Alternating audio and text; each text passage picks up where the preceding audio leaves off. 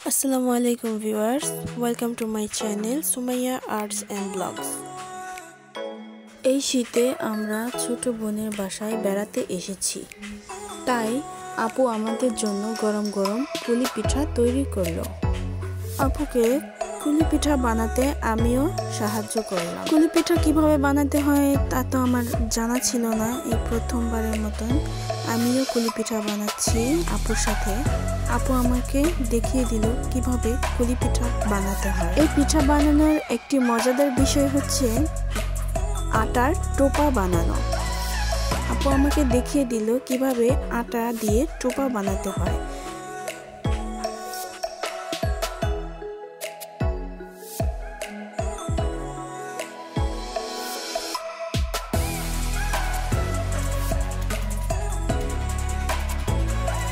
এবার টোপায় সুজির হালুয়া ভরার পালা। হালুয়া দিয়ে ঠিক এভাবে করে টোপার মুখ বন্ধ করে সুন্দর করে নকশি করে নিলে হয়ে গেল কুলি পিঠা।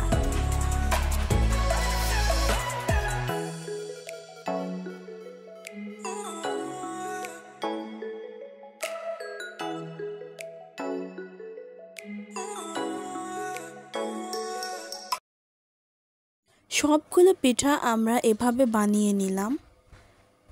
এখন এগুলোকে ভাপ দেওয়ার পালা। এবার আমরা চলে আসলাম আপুর রান্নাঘরে। পিঠে ভাপ দেওয়া হবে মাটির চুলায়। প্রথমে হাঁড়িতে পরিমাণ মতো পানি দিয়ে হাঁড়ির মুখ পাতলা কাপড় দিয়ে বেঁধে দিলেন এবং ওপরে দিয়ে দিলেন ঢাকনা। পানি ফুটে আসলেই এতে দেওয়া হবে কুলি পিঠা।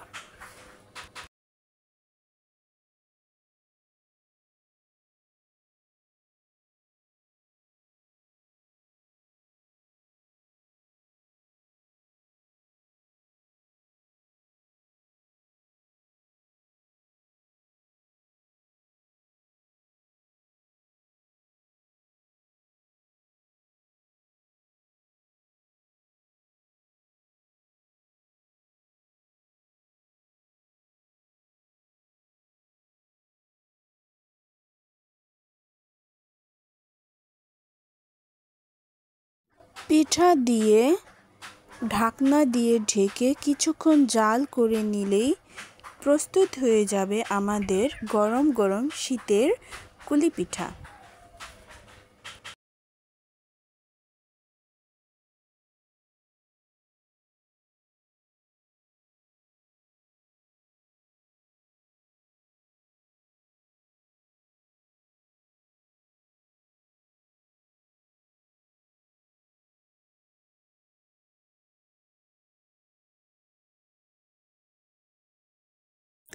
ব্যাস তৈরি হয়ে গেল আমাদের মজাদার গরম গরম কুলি পিঠা।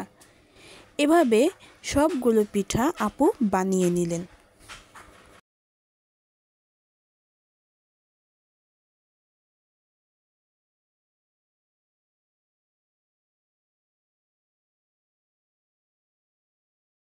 আপু আমাদের পুলি পিঠা খেতে দিল।